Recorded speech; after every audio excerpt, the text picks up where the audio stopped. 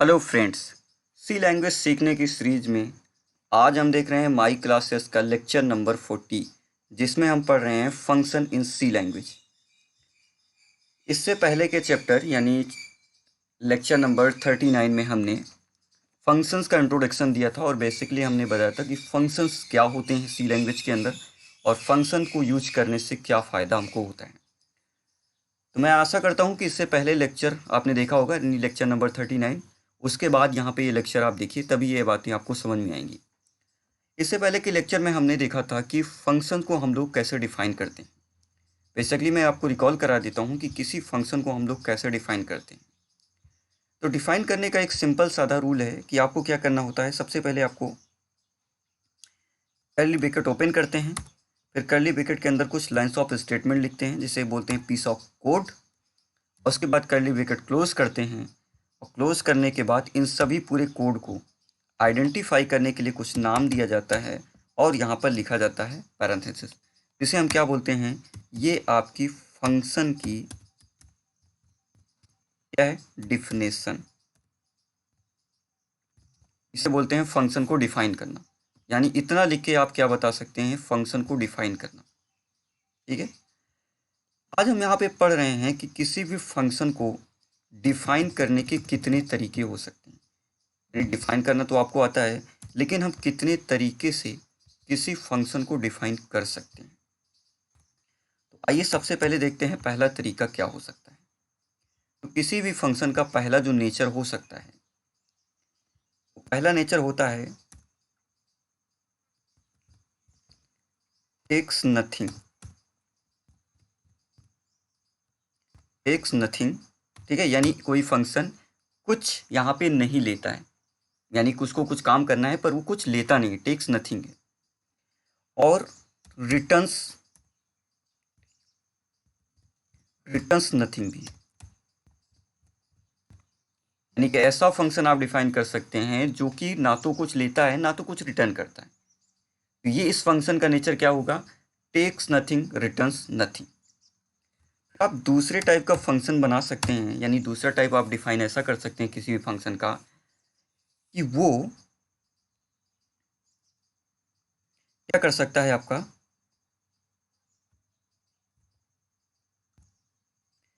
Take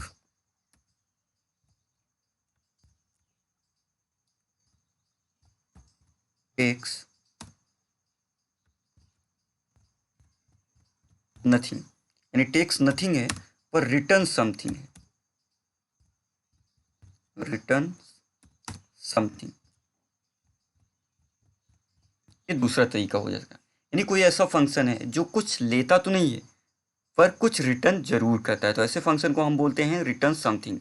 ये दूसरे type का फंक्शन डिफाइन कर सकते हैं। फिर आप तीसरा तरीका बना सकते हैं, कुछ ऐसा फंक्शन हो सकता है जो टेक समथिंग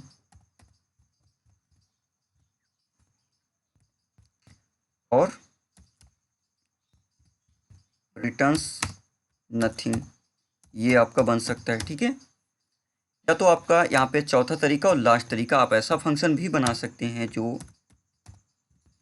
टेक समथिंग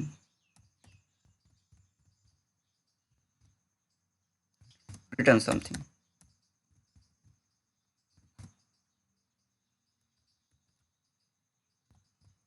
ये चार तरीके हैं जिनसे हम किसी भी फंक्शन को डिफाइन कर सकते हैं। पहला तरीका टेक्स नथिंग रिटर्न्स नथिंग। फिर दूसरे तरीके से आप डिफाइन कर सकते हैं टेक्स नथिंग रिटर्न्स समथिंग। तीसरा तरीका हो सकता है टेक समथिंग रिटर्न्स नथिंग। और चौथा तरीका take something and return something. चार तरीके से आप किसी भी फंक्शन को डिफाइन कर सकते हो। तो आज हम यहाँ पे देखने वाले हैं इन चारों तरीके में से पहला तरीका, यानी एक ऐसा फंक्शन बनाएंगे जिसका नेचर टेक्स नथिंग और रिटर्न्स नथिंग टाइप का होता है। तो आइए इसके लिए चलते हैं यहाँ पे हम कोड विंडो पे।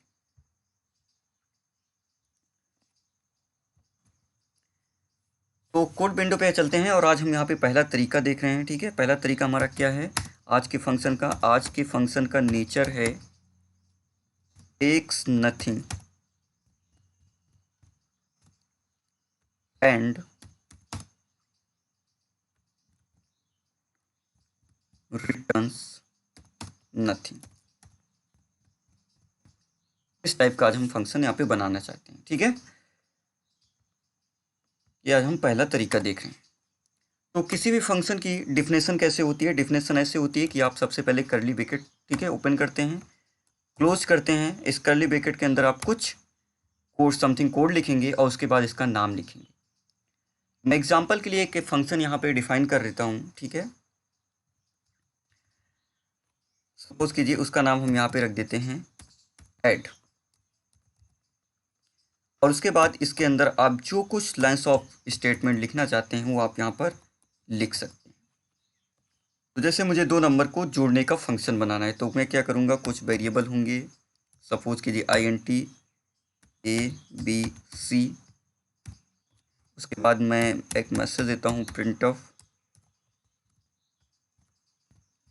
इंटर टू नंबर, तो यूजर को एक मैसेज प्रिंट हो जाएगा। उसके बाद यहाँ पे स्कैनफ से हम यहाँ पे लिखेंगे, ठीक है, %d और एड्रेस ऑफ ए। हमको दूसरी वैल्यू भी लिखनी है, इसलिए हम यहाँ पे एक बार %d और लिखते हैं। ठीक है, %d अब की बार एड्रेस ऑफ बी, दोनों में वैल्यू पहुँच जाएगी। उसके बाद मैं सी में a प्लस बी को असाइन कर दूंगा और सिंपली मैं कर दूंगा प्रिंट ऑफ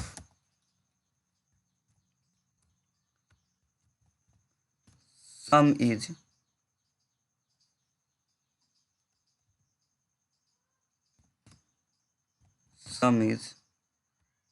%d।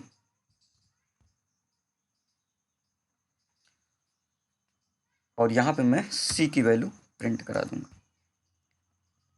ये आपका फंक्शन बन गया।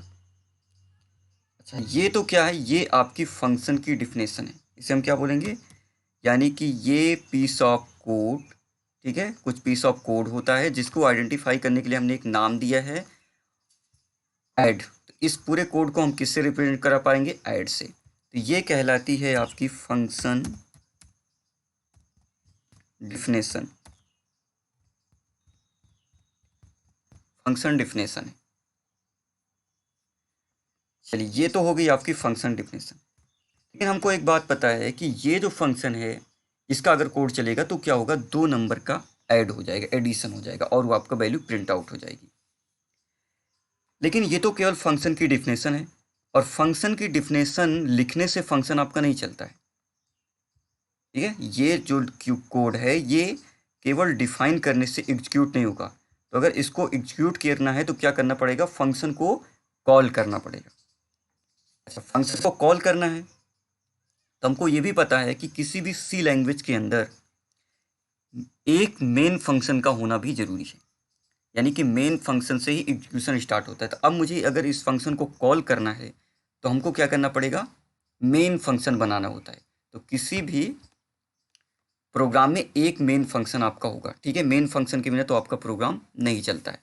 तो मैं यहाँ पे बनाता हूँ एक function that call main function, और मेन फंक्शन के अंदर मैं सबसे पहले एक फंक्शन CLR इसको कॉल करूँगा। उसके बाद मैं ऐड फंक्शन को कॉल करूँगा। अब ऐड फंक्शन कॉल हो जाएगा तो ये फंक्शन अब चलेगा, ठीक है, क्योंकि मैंने इसको कॉल कर लिया है। उसके बाद एक और फंक्शन में getCH कॉल करता हूँ और ये फंक्शन बॉडी क्लोज। ठीक है, तो ये जो फंक्शन की डिफिनेशन है ये तब चलेगी जब इस फंक्शन को कॉल करेंगे। तो हमने इस फंक्शन को देखिए मेन के अंदर से कॉल कर लिया। इसे क्या बोलते हैं, इसे बोलते हैं फंक्शन कॉल। ठीक है, तो डिफिनेशन लिखने से फंक्शन का कोड एग्जीक्यूट नहीं होता है, उसको कॉल करने से एग्जीक्यूट होता है। ये हमारा पहला, ठीक है, एग्जाम्पल हम लोग देख रहे हैं takes nothing and returns nothing type का।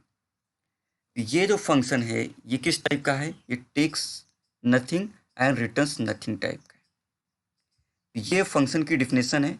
ये डिफिनेशन आपकी कैसे चलेगी, सबसे पहले यहाँ पे मेन पे चलेगा, क्लियर स्क्रीन चलेगा। उसके बाद क्या हो जाएगा, यहाँ पे ऐड फंक्शन को कॉल करेंगे। जब ऐड फंक्शन को कॉल करेंगे तो फिर ये ऐड फंक्शन की जितनी भी लाइन्स हमने लिखी हैं वो चलना स्टार्ट हो जाएंगी। ठीक है, ये है फंक्शन की डिफिनेशन। और ये है फंक्शन कॉल। लेकिन हम आज यहाँ पे तरीका पढ़ रहे हैं takes nothing and returns nothing type का। तो देखिए, किसी भी फंक्शन को अपना काम करने के लिए, ठीक है ना, किसी भी फंक्शन को अपना काम करने के लिए जिस डेटा की रिक्वायरमेंट है वो डेटा हम उसको प्रोवाइड कर सकते हैं, ठीक है ना। जैसे इस फंक्शन को, ऐड फंक्शन को क्या करना है, 2 नंबर को जोड़ना है। तो 2 नंबर को जोड़ने के लिए जो उसको डेटा है वो क्या हो रहा है, यूजर से स्कैनअप और प्रिंटअप लगा के हमने इंटर कराया है। तो अगर हम चाहते तो ये डेटा जो इसको डायरेक्ट मिल रहा है ये यूजर से इंटर ना करा के हम क्या करते, मेन फंक्शन में कोई डेटा होता, ठीक है। यानी जो नंबर यहाँ पे ऐड हो रहा है ए और बी, ये नंबर हम चाहते तो मेन फंक्शन से भी पास कर सकते थे। लेकिन अगर यहाँ पे हम इस 2 नंबर को जोड़ने के लिए डेटा अभी यूजर से एंटर करा रहे हैं तो हम चाहते थे यहाँ से भी इसको सप्लाई कर सकते थे।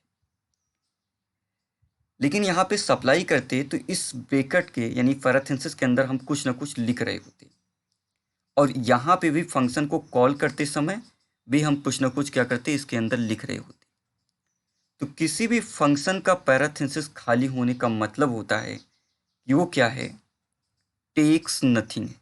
देखिए, अब टेक्स नथिंग का मतलब समझिए कि किसी भी फंक्शन का अगर ब्रैकेट जो कि यानी पैरेंथेसिस है उसके अंदर कुछ नहीं लिखा है तो इस बात को आइडेंटिफाई करता है कि ये फंक्शन टेक्स नथिंग है, यानी ये कुछ नहीं ले रहा है। सपोज कीजिए ऐसा होता कि अगर 2 वेरिएबल यहाँ पे बने होते, समझ लीजिए ए की वैल्यू 5, ठीक है, और बी की वैल्यू है 6। अगर हम ये चाहते कि मेन फंक्शन का जो ए और बी है यानी 5 और 6, इन दोनों नंबर को ऐड फंक्शन आपका क्या करे, जोड़ दे, ठीक है, एडिशन करे, तो यहाँ का जो वैल्यू है फिर इस फंक्शन के अंदर हम, ठीक है, इस पैरेंथेसिस के अंदर हम कुछ ना कुछ यहाँ पर लिख रहे होते। तो इसे हम क्या बोलते हैं, यहाँ से हम वेरिएबल, ठीक है, या नंबर इसको पास कर रहे होते हैं।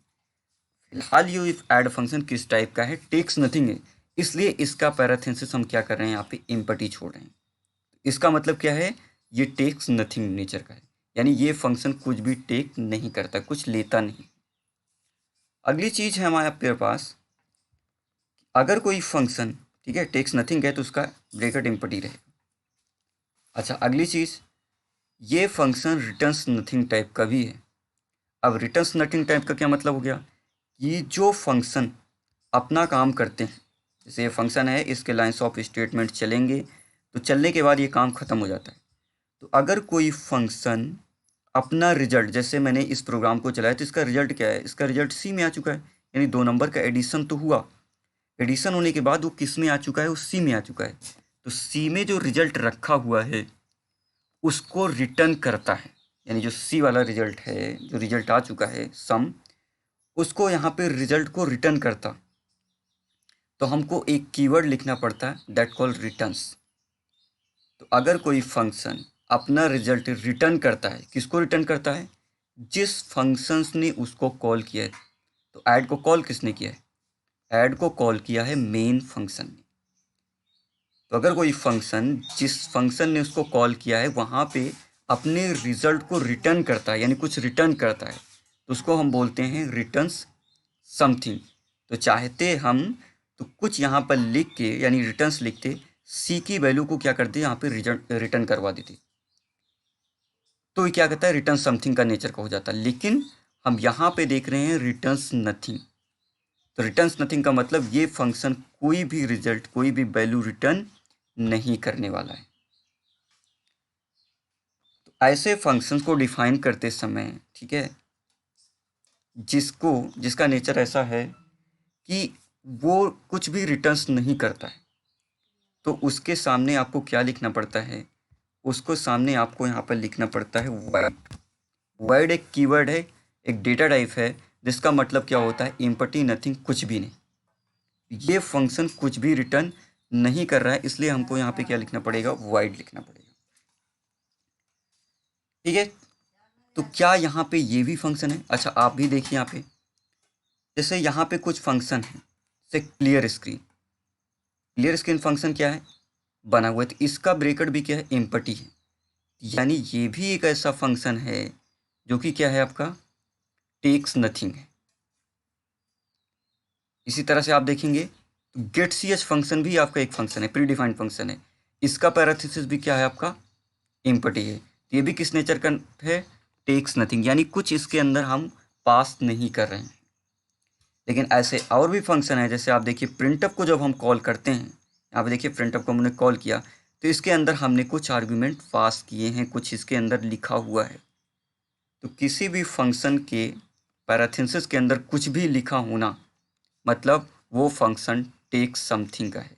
अगर उसके पैराथेसिस खाली हैं, ये ब्रैकेट में कुछ नहीं लिखा है, तो ये समझिएगा कि वो फंक्शन क्या है, टेक्स नथिंग टाइप का है। टेक्स नथिंग टाइप के नेचर को उसको डिफाइन किया गया है।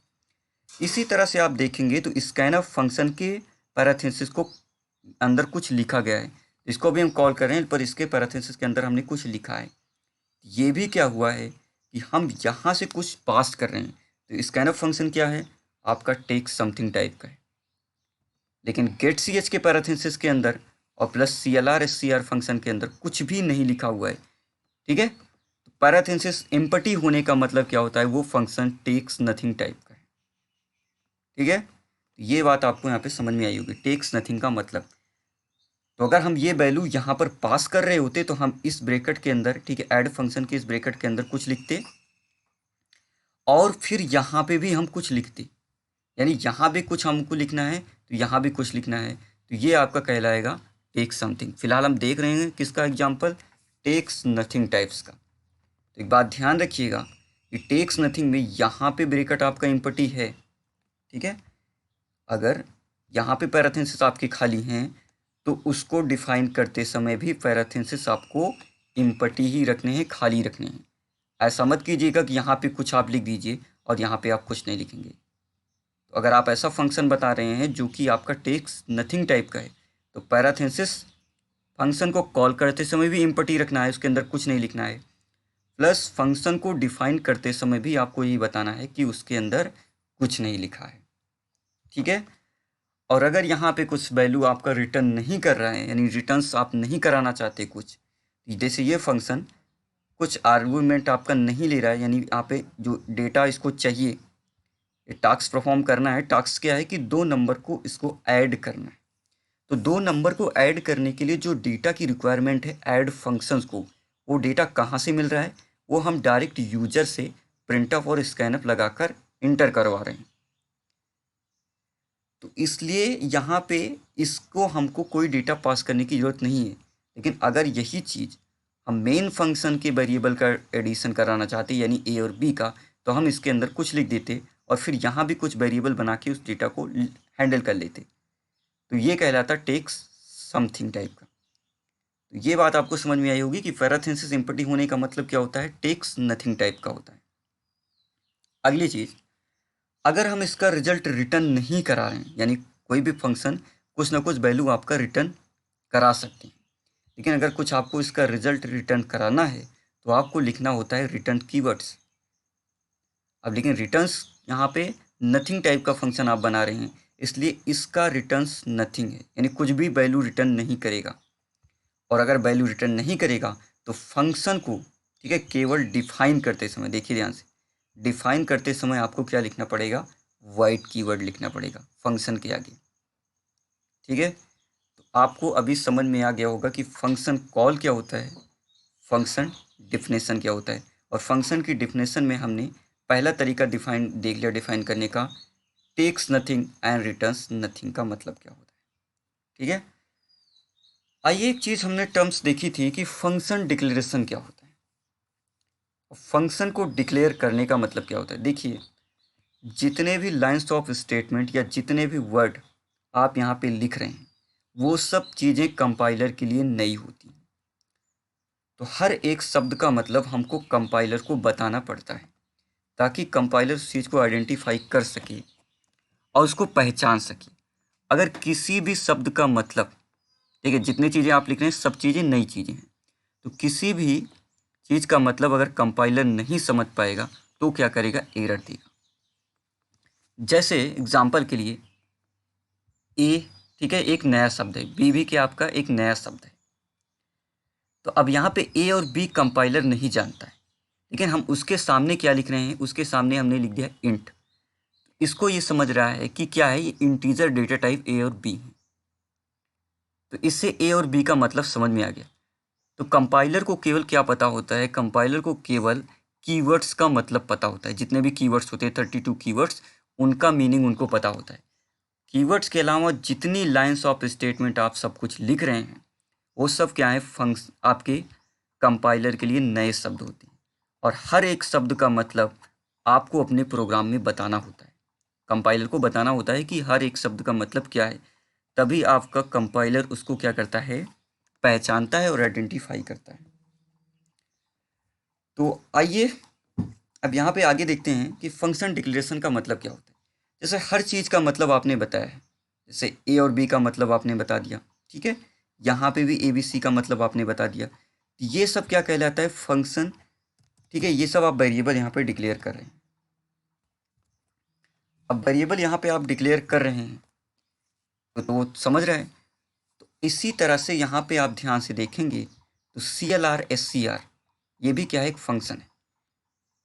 हम तो जानते हैं फंक्शन है, लेकिन CLR SCR का मतलब एक नया शब्द है। CLR SCR क्या है, कंपाइलर के लिए एक नया शब्द है। ऐड भी क्या है, उसके लिए एक नया शब्द है। गेट ch भी क्या है, उसके लिए नया शब्द है। यानी कि केवल कीवर्ड्स को छोड़ के बाकी सभी चीज़ें जो अपने प्रोग्रामिंग में आप लिखते हैं, उन सभी का मतलब आपको क्या होता है, आपके कंपाइलर को बताना होता है। तो जिस तरह से आपने ए बी और सी का डिक्लेरेशन किया है, उसी तरह से आपके फंक्शन का भी डिक्लेरेशन आपको करना होता है, ठीक है।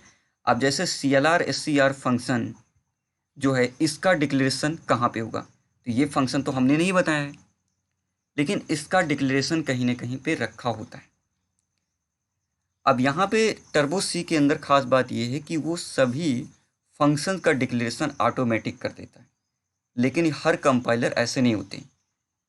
तो सी के आंशिक कोड में ये बताया गया है कि आप चाहे तो किसी भी फंक्शन का डिक्लेरेशन करें तो भी ठीक है, और यहाँ पे अगर आप फंक्शन का डिक्लेरेशन नहीं करते हैं तो भी क्या होता है, आपका फंक्शन का डिक्लेरेशन ऑटोमेटिक कर दिया जाता है, लेकिन केवल सी लैंग्वेज के अंदर।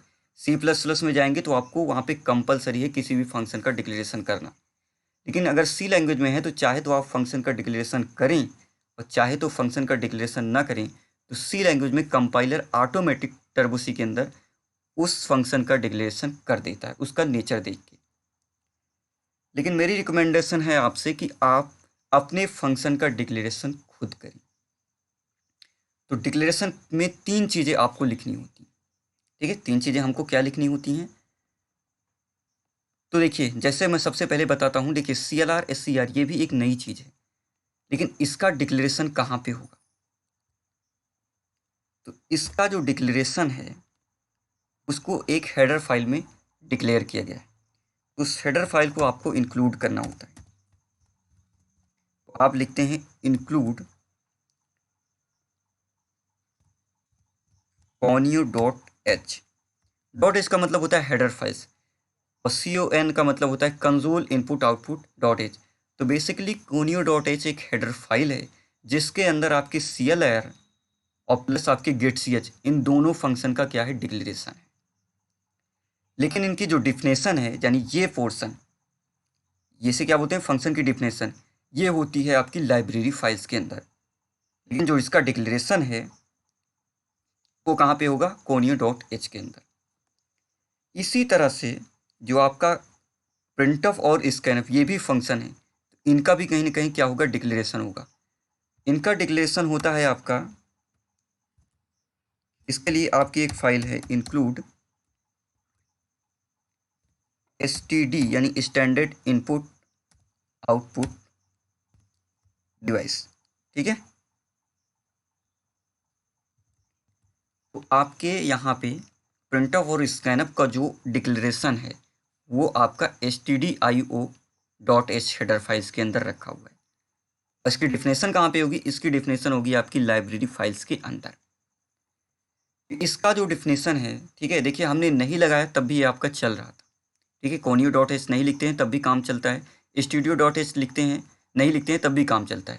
लेकिन अगर इससे इंक्लूड कराएंगे तो हम यहाँ पे ये बता रहे हैं कि इन फंक्शंस का जो डिक्लेरेशन है, ठीक है, वो आपके studio.h प्लस conio.h में रखा हुआ है। चलिए तो बात ठीक है, लेकिन ये जो फंक्शन हमने बनाया है इसकी डिफिनेशन तो हमने यहाँ पे बता दी है, लेकिन हमने इसका अभी डिक्लेरेशन नहीं किया है। तो डिक्लेरेशन करते कैसे हैं? देखिए, जैसे हमने ABC वेरिएबल को डिक्लेयर कहाँ पे किया है, इस फंक्शन के अंदर। तो जिस फंक्शन के अंदर जिस चीज़ को आपको यूज करना है उसी के अंदर आपको उसको डिक्लेयर करना होता है। जैसे मैं ऐड फंक्शन का यूज कहाँ पे कर रहा हूँ, ऐड फंक्शन का यूज कर रहा हूँ मेन फंक्शन के अंदर। तो इसको मुझको डिक्लेयर भी कहाँ करना चाहिए, मेन फंक्शन के अंदर ही इसको डिक्लेयर करना चाहिए।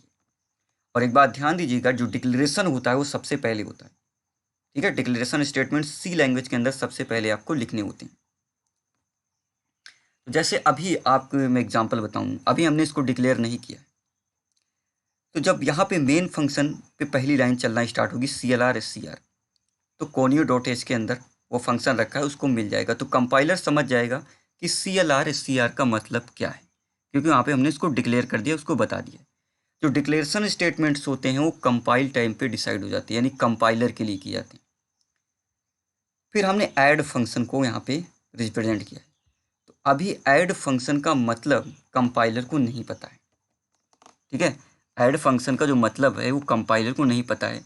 तो ऐड देख के कंपाइलर ये नहीं समझ पाएगा कि ऐड का मतलब क्या है। तो अभी सी लैंग्वेज के अंदर हमने बताया कि ये ऑटोमेटिक डिक्लेयर कर देता है, इसलिए एरर नहीं देगा। लेकिन हो सकता है कि यहाँ पे आप सोचिए कि ऐड का मतलब अगर कंपाइलर को नहीं पता चलेगा तो वहाँ पे एरर दे सकता है कि ऐड है क्या। तो यहाँ पे इस एरर को हटाने के लिए हमको बताना पड़ेगा इसको, कंपाइलर को, ठीक है। तो पहले बता दें, ठीक है, देखिए ध्यान से, पहले बता दिया जाए। अगर मैं इसको डिक्लेयर यहाँ पे करता हूँ उसके नीचे, ये तो सही नहीं है, क्योंकि पहले ये लाइन चलेगी, अब ये लाइन चलेगी, तब तक तो ये कंपाइलर देख चुका होगा ना कि ऐड क्या है, और आप बता क्या रहे हो, उसको बाद में बता रहे हो कि ये चीज़ है क्या। जो डिक्लेरेशन होता है वो सबसे पहले होता है। तो अब हमको क्या करना है, इसको डिक्लेयर कर देते हैं ताकि सबसे पहले कंपाइलर को ये पता चल जाए कि ऐड का मतलब क्या है। तो डिक्लेरेशन क्या होती है, आप मेन फंक्शन करेंगे और डिक्लेरेशन के लिए 3 चीज़ें लिखनी होती हैं। पहली चीज़ क्या लिखते हैं, पहली चीज़ आपको लिखना होता है रिटर्न टाइप। पहली चीज़ क्या लिखेंगे, यानी कोई फंक्शन का रिटर्न टाइप्स क्या है।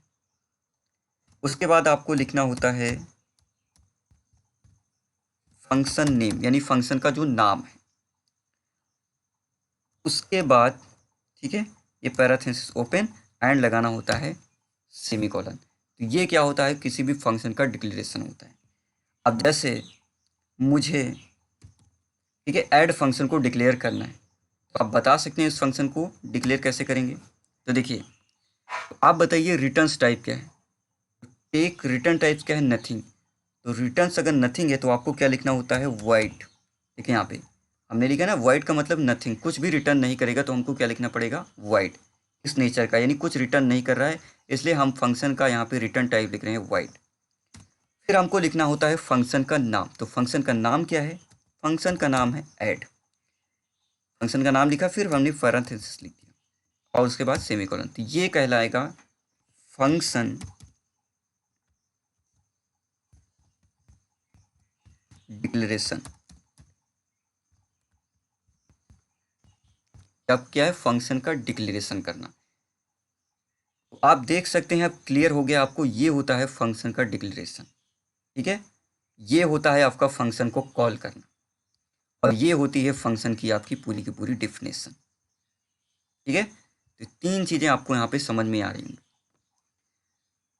अब यहाँ पे क्या होगा, देखिए, अगर आप डिक्लेयर करते समय, ठीक है, ये डिक्लेरेशन है, अगर आप फंक्शन को डिक्लेयर करते समय पैरेंथेसिस आप खाली छोड़ देते हैं, यानी एम्प्टी छोड़ देते हैं, तो कंपाइलर इस बात के लिए कंफ्यूज रहेगा, ठीक है, कि अब आप फंक्शन को डिफाइन करते समय अगर इसमें कुछ लिख सकते हैं और यहाँ भी कॉल करते समय अगर कुछ पास कर रहे हैं, तो कंफ्यूज रहेगा कि आपको कुछ इसमें पास भी हो रहा है तब भी ठीक है और कुछ नहीं पास हो रहा है तब भी ठीक है।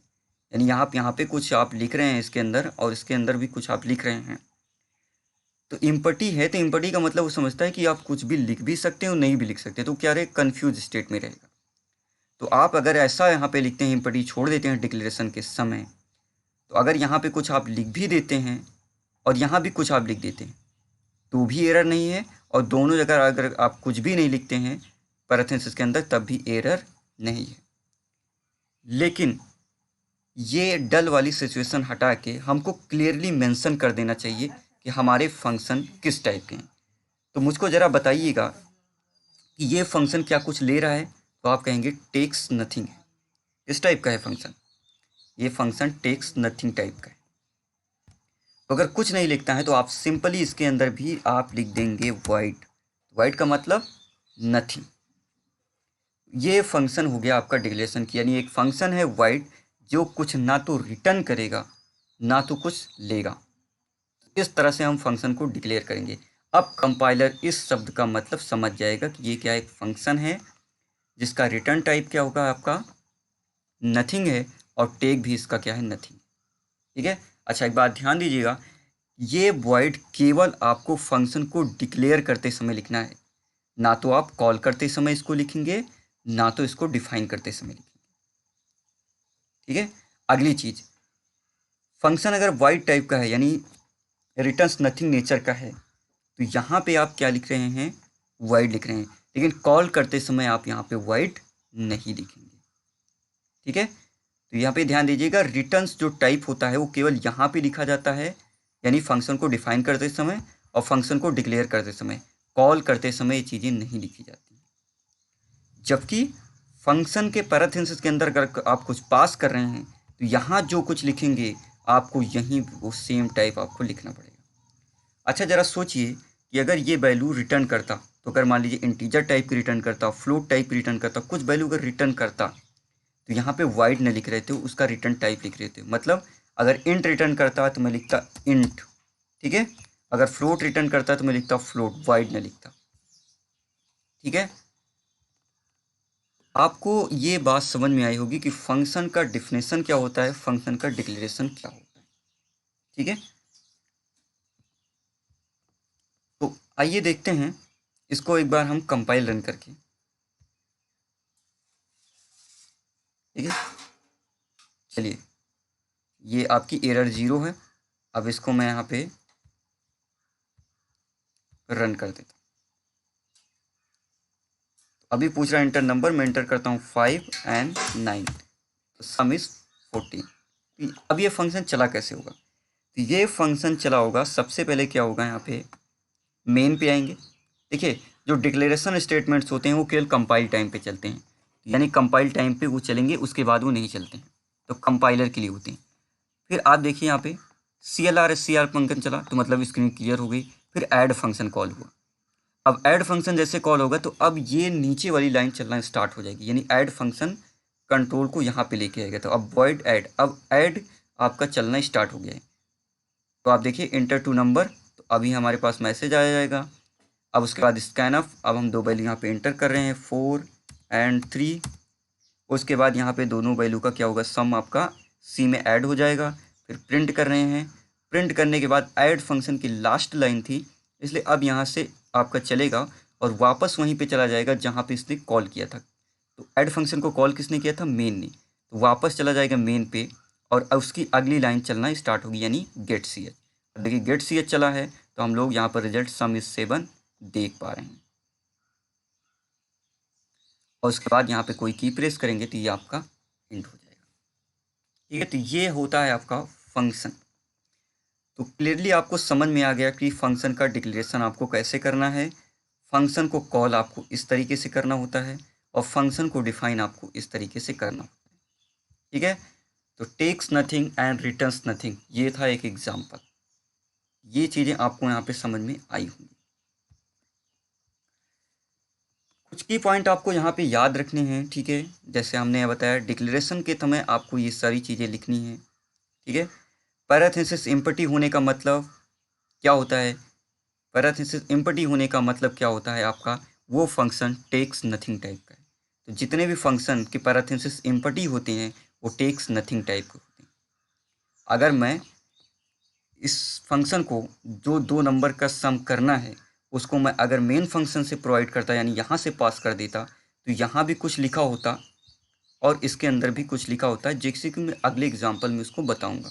ठीक है, तो उसे हम क्या बोलते, उसे हम बोलते टेक समथिंग। फिलहाल ये टेक्स नथिंग है, इसलिए पैराथेसिस क्या रहेंगे आपकी एम्प्टी रहेंगे।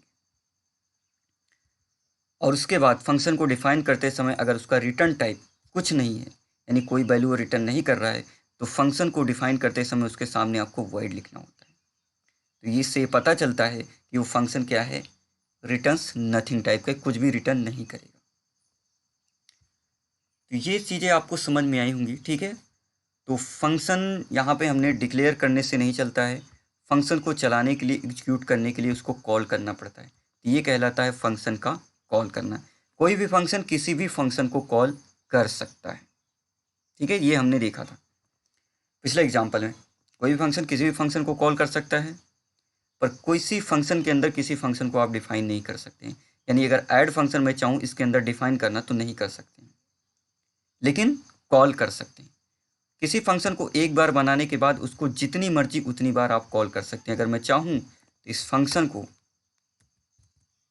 2 बार कॉल कर सकते हैं, लेकिन एक बात ध्यान रखिएगा कि फंक्शन जितनी मर्जी उतनी बार आप कॉल कर सकते हैं, लेकिन उसका डिक्लेरेशन आप एक ही बार करेंगे। ठीक है, तो एक ही बार आपने उसको डिक्लेयर कर दिया और डिक्लेरेशन उसी टाइप का होना चाहिए जिस टाइप का आपका फंक्शन है। ठीक है, तो function takes nothing returns nothing type का है, तो डिक्लेरेशन क्या बता रहा है, रिटर्न्स नथिंग। ठीक है, फंक्शन का नाम और इसके अंदर टेक्स नथिंग टाइप का। ये आपका इस तरह से एग्जाम्पल है।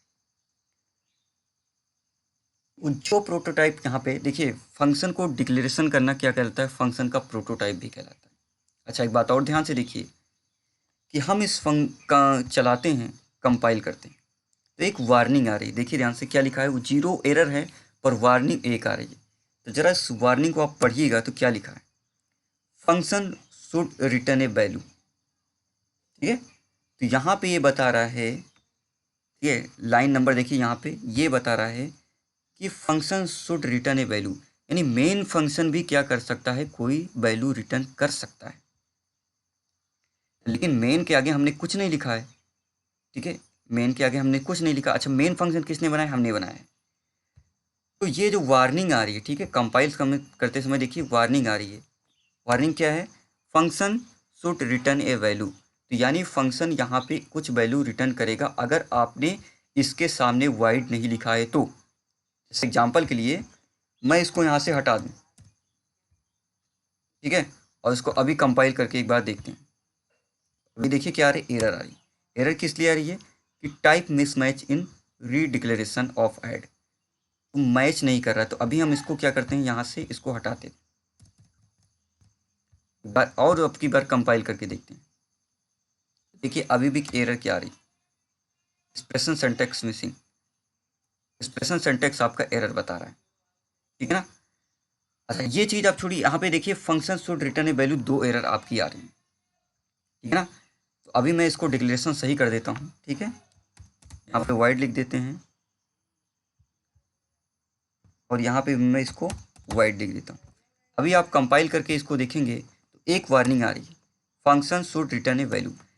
इसका मतलब मेन फंक्शन भी हमने बनाया है, तो हम इसको अगर ये कुछ रिटर्न नहीं कराना चाहते तो हम इसके सामने भी क्या लिख देंगे, वाइड लिख देंगे, क्योंकि कुछ रिटर्न नहीं करता। देखिए मेन फंक्शन को ऑपरेटिंग सिस्टम ने कॉल किया है, तो अब मेन फंक्शन भी कुछ वैल्यू रिटर्न कर सकता है, पर वो क्या रिटर्न करेगा, ठीक है, जो हम चाहेंगे वो रिटर्न कर सकता है। किसको रिटर्न करेगा, ऑपरेटिंग सिस्टम को, जिसने इसको कॉल किया है। लेकिन ये हम तब पढ़ेंगे, ठीक है, एक अलग चैप्टर है जिसमें हम पढ़ेंगे यहाँ पे कमांड लाइन आर्गुमेंट। उसमें हम देखेंगे मेन फंक्शन। मेन फंक्शन के अंदर भी कुछ हम यहाँ पर लिख सकते हैं अगर इसको कुछ वैल्यू चाहिए तो। अब यहाँ पे वाइड मेन लिख देंगे तो क्या हो जाएगा, देखिए जो एरर है वो आपकी देखिए हट जाएगी, सक्सेस बता रहा है। तो इसीलिए अगर आपको चाहते हैं, ठीक है, कि अगर इस तरह का फंक्शन बना रहे हैं मेन जो कि कुछ भी रिटर्न नहीं करता है, तो आप सिंपली इसके सामने क्लियरली मेंशन कर दीजिए वाइड। तो वाइड इसीलिए मेन के सामने लिखा जाता है, ये बताने के लिए कि मेन फंक्शन कुछ भी वैल्यू रिटर्न नहीं करेगा। ठीक है, तो जब इसको आप लिख देंगे तो कंपाइलर क्लियरली उसका मतलब समझ जाएगा कि उस कोई वैल्यू रिटर्न नहीं करना है, तो देखिए कोई भी वार्निंग नहीं आएगी।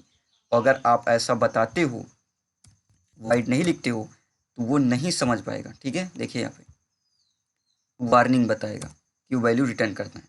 अगर आप ऐसा लिखना चाहते हो तो एक काम कर सकते हो, ठीक है, यहाँ पे कुछ रिटर्न करा देते हैं। हमने लिखा रिटर्न्स और उसके बाद यहाँ पे लिखा 0। रिटर्न 0 का मतलब कि जिसने इसको कॉल किया है उसको रिटर्न कर दो 0। तो मेन को किसने कॉल किया है? मेन को कॉल किया है आपने ऑपरेटिंग सिस्टम ने। ऑपरेटिंग सिस्टम जब इसको कॉल करेगा तो उसको रिटर्न कर देगा 0। तो देखिए ध्यान से, फिर कंपाइल करेंगे तो कोई भी वार्निंग नहीं आएगी। ठीक है, तो जितने फंक्शन हैं उनके 4 तरीके से आप डिफाइन कर सकते हैं। ठीक है, तो चाहे तो आप void लिख दीजिए, तो सिंपली आप मेंशन कर देंगे कि void फंक्शन कुछ भी रिटर्न नहीं करेगा। और अगर आप यहाँ पे नहीं लिखते तो आप सिंपल यहाँ पे लिख सकते हैं रिटर्न 0, यानी रिटर्न कर दो 0। तो ऑपरेटिंग सिस्टम को रिटर्न कर देगा मेन फंक्शन 0 और वार्निंग क्या हो जाएगी आपकी, ख़त्म हो जाएगी। तो ये आपने देखा कि डिफिनेशन क्या होती है। ठीक है, टेक्स नथिंग एम्पटी होना का मतलब साफ इंडिकेट करता है कि टेक्स नथिंग टाइप का है। तो हमने यहाँ पे देखा पहला example, takes nothing and return something type.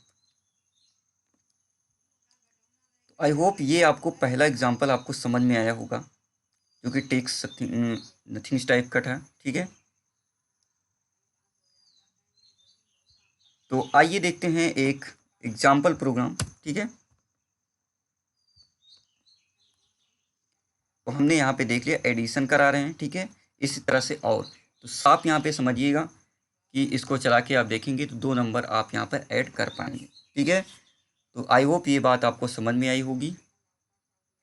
आप इसको बना के चला के भी देख सकते हैं।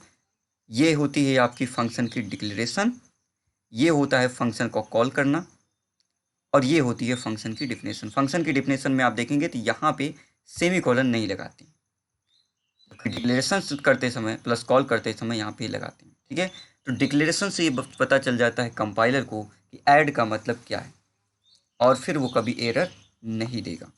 ठीक है, तो 4 तरीकों में से आज हमने देखा फंक्शन को डिफाइन करने का पहला तरीका, फंक्शन का एक ऐसा नेचर जो कुछ ना तो लेता है और ना तो कुछ रिटर्न करता है। इसके बाद हम अगले वीडियो में समझेंगे takes nothing and return something. ठीक है, तो अगली वीडियो से आप लोग देखना मत भूलिएगा। तो आई होप ये वीडियो आपको पसंद आया होगा। तो आज के लिए थैंक यू। अगर ये वीडियो आपको पसंद आ रही है, उस तरह के और वीडियोस आप लोग देखना चाहते हैं, तो आप इस चैनल को सब्सक्राइब कर सकते हैं। इसके अलावा मेरी वेबसाइट myclassyes.com पे विजिट कीजिए, जहाँ पे ये सारे कंटेंट आपको मिलने वाले हैं। इसके अलावा अगर आप चाहते हैं मैं किसी टॉपिक पे अलग से वीडियो बनाऊं, या किसी प्रोग्राम पे अगर वीडियो बनाऊं, या कोई ऐसा टॉपिक है जो आपको नहीं समझ में आ रहा है, तो आप मुझको नीचे कमेंट बॉक्स में टाइप करिए, बताइएगा। मैं उस पर एक अलग से स्पेशल और स्पेसिफिक वीडियो बना के पोस्ट कर दूँगा, जिससे आपको समझ में आ जाए। और मेरी रिकमेंडेशन है कि ये वीडियोस आप सबके साथ शेयर कीजिए, अपने वॉलपेपर पे, अपने इंस्टाग्राम पोस्ट पे, अपने व्हाट्सएप ग्रुप पे, ताकि सभी लोगों को ये टिपिकल कॉन्सेप्ट जो कि जल्दी से समझ में नहीं आते हैं, आसानी से समझ में आए। तो आज के लिए थैंक यू। अगर ये वीडियो आपको पसंद आया है तो आप इसे लाइक कीजिए, अपने दोस्तों के साथ शेयर कीजिए। मैं मिलता हूँ आपसे अगले वीडियो में, तब तक के लिए thank you and good bye.